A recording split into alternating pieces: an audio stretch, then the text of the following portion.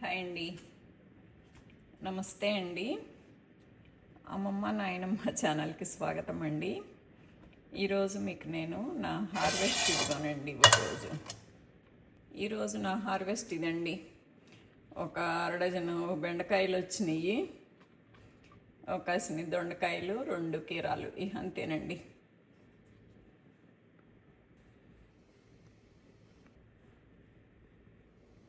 ఈరోజు నేను సొరకాయ పచ్చడి చేస్తానండి. ఇది ఇడ్లీలోకి మామూలు రైస్లోకి కూడా పనికొచ్చేలాగాను. ఇది ఒక సొరకాయ తీసుకున్నానండి. ఇది మన చెట్టును కాసింది కాదు, అదే మన చెట్టును కాసిన దానికి దీనికి తేడా. మన చెట్టును కాసిందేమో 10 రోజులు ఉన్నా కూడాను రంగు తిరగదు. ఇదేమో నాకేంటో ఇదిగో అదిగోని వండటం కుదరకపోతే ఇట్లా రంగు తిరిగిపోయిద్దండి ఇది. అందుకని కూర వండటానికి మనస్కరించక పచ్చడికని చేసేస్తున్నాను. ఇదన్నమాట. ఒక సొరకాయ, ఒక టమాటా, కొంచెం అల్లం తీసుకున్నాను, పచ్చిమిరపకాయ పేస్ట్ ఉందండి. నేను 2 మిరపకాయలు అంత పేస్ట్ వేస్తానండి. ఇవన్నమాట ముక్కలు. ఇక పాన్ పెట్టేసి స్టవ్ ఆన్ చేసుకొని ఆయిల్ పోసుకుందామండి. ఒక మిరపకాయ, కొంచెం ఆవాలు చిట్చిట్ అన్నాక శనగపప్పు, మినపప్పు, శనగపప్పు వేగాక కరివేపాకు. ఇప్పుడు ఈ సొరకాయ ముక్కలు వేసేస్తున్నానండి. అల్లం ముక్కలు కూడా వేసేస్తున్నాను. పసుపు, ఈ టమాటాలు కూడా వేసేసి మూత పెట్టేస్తానండి. కొంచెం కలబెట్టుకొని మూత పెట్టేస్తున్నాను. ఒకసారి కలబెడదామండి. ఇప్పుడే పచ్చిమిరపకాయ పేస్ట్ వేస్తే మరి ఆ కూర వస్తుంది అడుగంటితేనని చూస్తున్నానండి. తర్వాత వేయచ్చాయి, ఆల్రెడీ ఫ్రై చేసి పేస్ట్ చేసినాయే కదా. కొంచెం ఉప్పు వేద్దామండి. కలబెట్టి పెట్టేసేద్దాం ఉప్పు వేసేసి.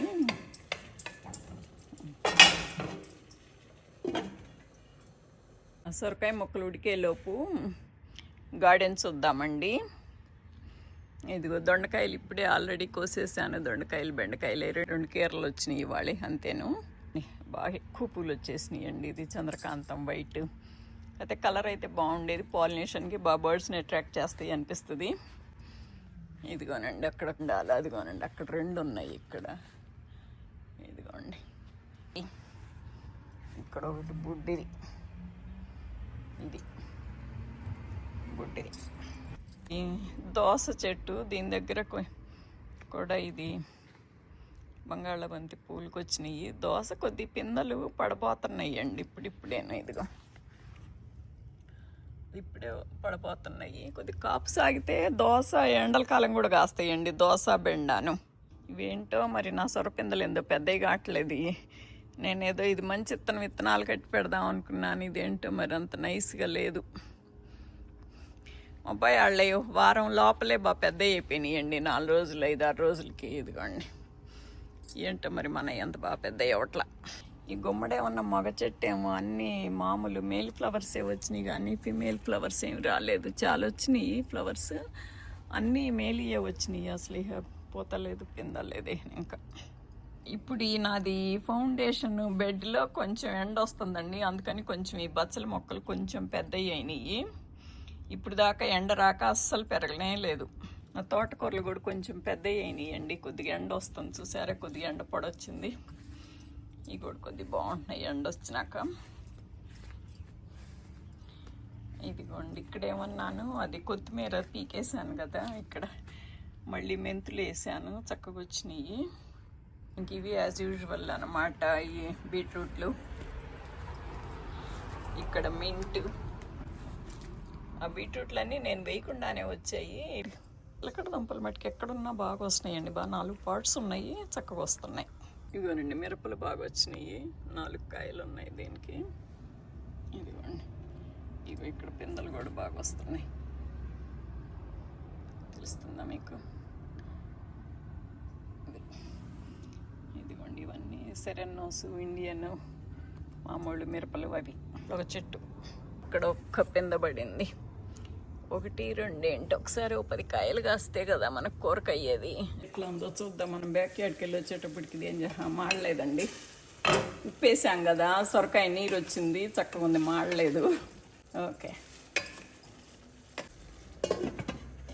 ఈ పచ్చిమిరపకాయ పేస్ట్ వేసుకుందామండి. నేను 2 అంటే 2 మిరపకాయలు పేస్ట్ వేస్తున్నానండి. సొరకాయకి ఎక్కువ పట్టదు కారం, అదే బెండకాయలకైతే ఎక్కువ పట్టుద్ది. ఉడికిపోయిందండి, ఆపేస్తున్నాను స్టవ్. ఈ చింతపండు 2 గింజలు పెడుతున్నానండి. ఇదిగోండి, 1 గింజ 2 గింజ పెట్టేసి మూత పెట్టేస్తే అది ఆ చింతపండు కూడా మెత్తబడుద్ది. ఆరాక మిక్సీ వేసుకుందాం.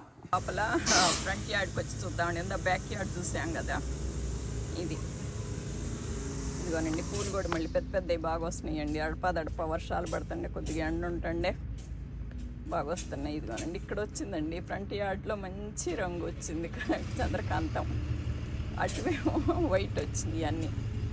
ఇదిగోనండి, మంచి కలర్. ఇది కూడా బాగానే ఉన్నాయండి. ఇదంతాను బన్నీలు అటాక్ చేసినాయి కదా. ఇదిగోనండి, పువ్వులు బాగానే వచ్చినాయి. ఇదిగో మీకు తెలుస్తుందా, బన్నీలు చక్కగా తినిపెట్టినాయి.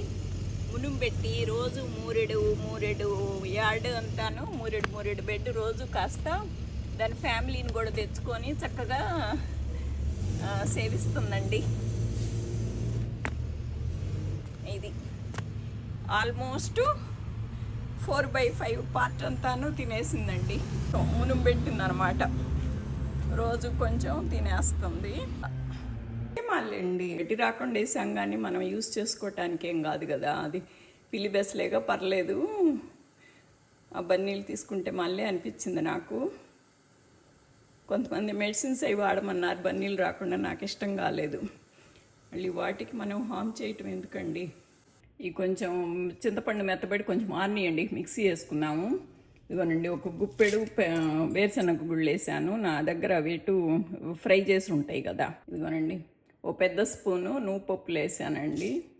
అది కూడా ఫ్రై చేసి పెట్టుకుంటాను నేను ఎప్పుడో డబ్బాలో. అవి కొంచెం వేసాను. ఇదిగోనండి, నువ్వు పప్పులు, వేరుశనగ పప్పులు వేసినాక అది టేస్ట్ వస్తుంది ఆ నువ్వు పప్పులకి.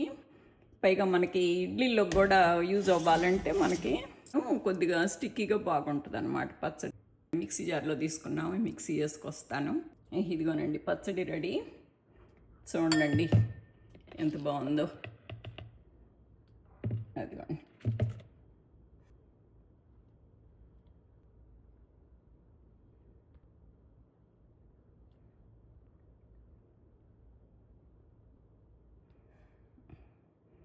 ఇదండి పచ్చడి.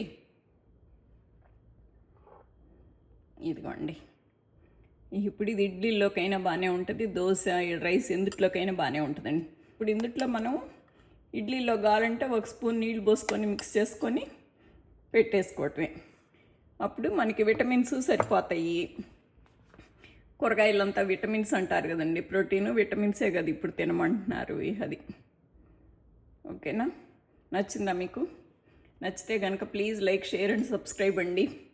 చాలామంది చూస్తున్నారు కానీ సబ్స్క్రైబులు చేయటం లేదు. Please like, share and subscribe అండి.